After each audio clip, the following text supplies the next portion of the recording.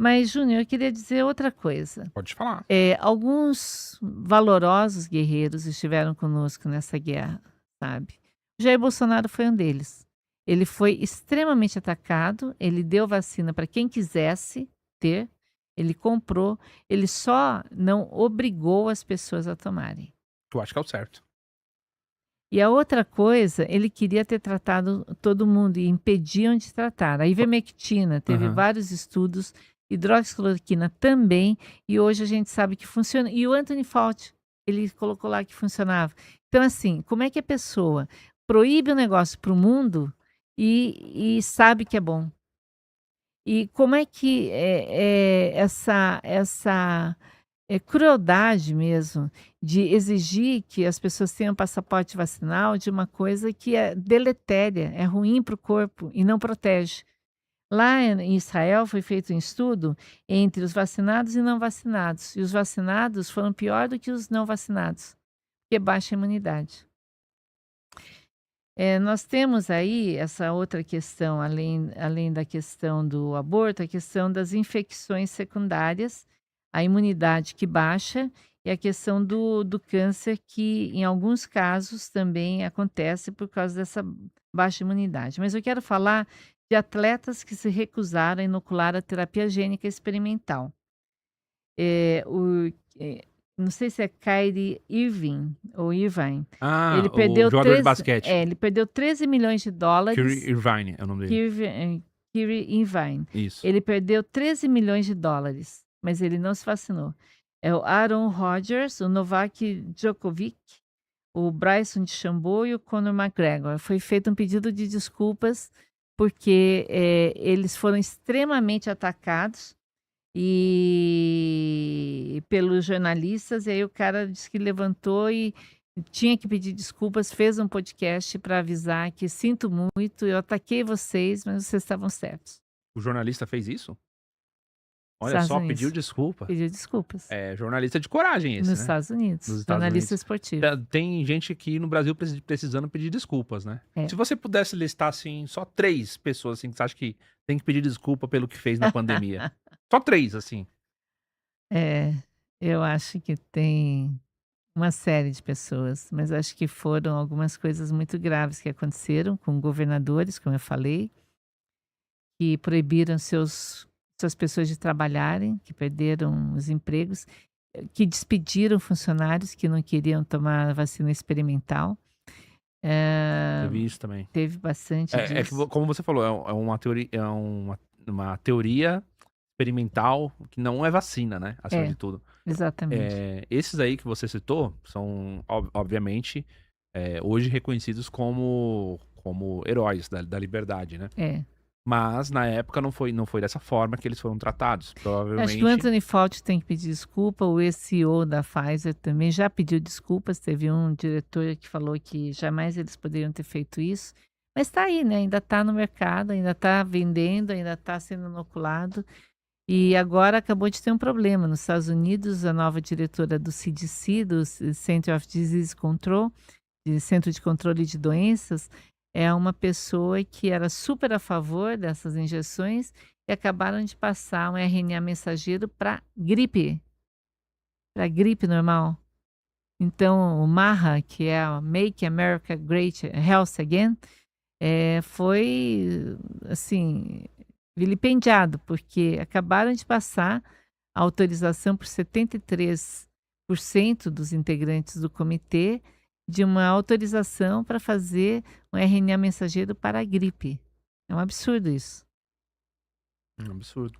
Aqui no Brasil a gente tem um post, abre aí o Twitter, por favor. Eu vi que a senhora compartilhou no seu Instagram, né, aqui o post do José Fux, que é jornalista da UOL. E ele escreveu uma coluna, né, o diário de Anthony Fauci, o líder da ação do governo americano na pandemia, expõe suas mentiras defendidas com veemência em nome da ciência, entre aspas. As contradições entre o discurso que ele sustentava em público e o que afirmava nos bastidores, as suas relações promíscuas com jornalistas que atuavam como meros avalistas de suas iniciativas e a perseguição e a censura de vozes dissidentes da comunidade científica que ele promoveu e estimulou com a ajuda de órgãos de inteligência dos Estados Unidos. Eu não acreditei. Quando eu vi isso, eu tive que compartilhar. Falei: "Gente, isso é um sinal dos tempos, né, é sinal de que eu estou viva para ver o que eu estou vendo", que é essa questão de, eh, reavaliarem, né, a posição. Nós tivemos aqui uma bióloga que também eu acho que ela deveria pedir, essa sim, ela deveria, porque ela tem uma ONG chamada Uma Questão de Ciência, e ela não poderia ter falado contra remédios que não são alçada dela, sabe. Uma bióloga. É uma bióloga. E ela estava todo dia na Globo, em todos esses jornais, etcétera. Você chegou a ver algum comunicado do Átila? Eu não vi, o que Não? que teve? O Átila Yamarino, ele tá meio sumido, né. É, não tenho Mas na visto. época ele foi no Roda Viva, ele fez vários vídeos, ele era um influencer, né, um youtuber, mas ele também vem da área de infectologia, acredito que ele estudou foi em Oxford, né, mas ele fez uma campanha a favor de diversas coisas, além da questão da vacina, lockdown, do isolamento sanitário e tudo mais. E aí ele chegou a fazer aquela previsão, que foi a de 1 milhão de Foi, mortos. foi, foi. É, Pra um absurdo. já do jeito que você. Queriam comprar caixões, Sim, é uma sim. coisa Na louca. verdade, assim, os corpos eles nem ia ter velório, né, porque todo mundo morrer e já ia ser Mas cremado. olha, eu fui perseguida, eu ia dar aula no Rio Grande do Sul, aí vieram ameaçar a diretora da entidade que estava me convidando, ameaçaram o filho dela em Curitiba, que se eu fosse ia ter uma legião de pessoas lá para me receber, de camisa vermelha.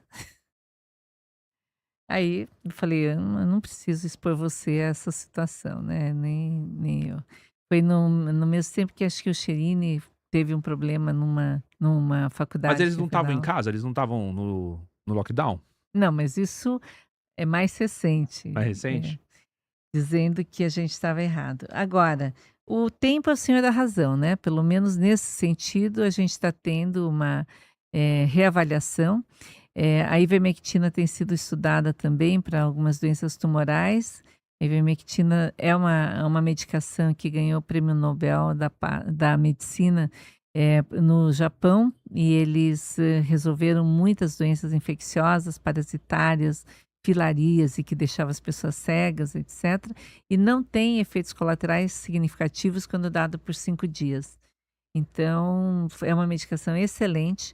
Eu fiz parte de um estudo que foi feito lá em Santa Catarina, que mostrou que quem tomava tinha menos infecção. Eu revi todo o estudo, eu não quis sair na publicação junto para não chamar muitas agressões. Mas eu considero que nós temos pessoas maravilhosas, cientistas como Cadejane, a Luciquer, que tem feito o Francisco Cardoso, o Zeballos, a Raíssa, gente linda, alguns que infelizmente já se foram, mas que foram essenciais, como Anthony Wong, o Eduardo Leite, pessoas que deram a vida pelo bem. O próprio Vladimir Zelenko, ele teve um câncer de coração, eles mandaram um desagravo quando, na época, o Einstein tentou, me bloquear e eles viram que não tinha sentido, porque eu estou lá há 30 anos e eu continuo atendendo meus pacientes lá. E eu sou muito amiga dos judeus todos, né. Minha irmã, inclusive, é judia. E os meus, mentores cientistas mundiais também eram judeus, tanto em Nova York, no Memorial, quanto no MD Anderson Cancer Center. A gente tem que, Júnior, aprender que os outros, eles têm os seus motivos, você tem que ter os seus. Então você disse que chegaram a pedir sua demissão. Pediram pra Pediram, o tentaram pedir. famoso corta-cabeça. Saiu até no Fantástico, por isso que não é mentira nenhuma. E aí, na segunda voltaram atrás, porque a comunidade toda mundial, conselheiros, pacientes, médicos me defenderam, né. Uhum. Advogados também, quando eu estava na CPI, advogados me defenderam. Eh, e é uma coisa bonita de você ver que a população se coloca também ao lado de algumas pessoas que estão buscando o bem delas, né. E aí por isso que eu resolvi que eu ia para deputada federal dessa vez, eu quero melhorar a saúde do Brasil e quero modificar a forma como as pessoas são tratadas, porque é falta de inteligência artificial, falta de fluxo, falta de capacidade do sistema, e a gente precisa não só denunciar, como tomar atitudes proativas, né. Então, eu teria, eh, muito a perder, eu acho, porque eu tenho muitos pacientes, tenho uma vida pessoal muito rica de oportunidades, de discussões, de família, e a gente rouba o tempo das pessoas quando a gente vai para embates tão grandes. Mas o bem-estar que a comunidade pode ter é maior do que o meu bem-estar. Então a gente precisa lutar por isso.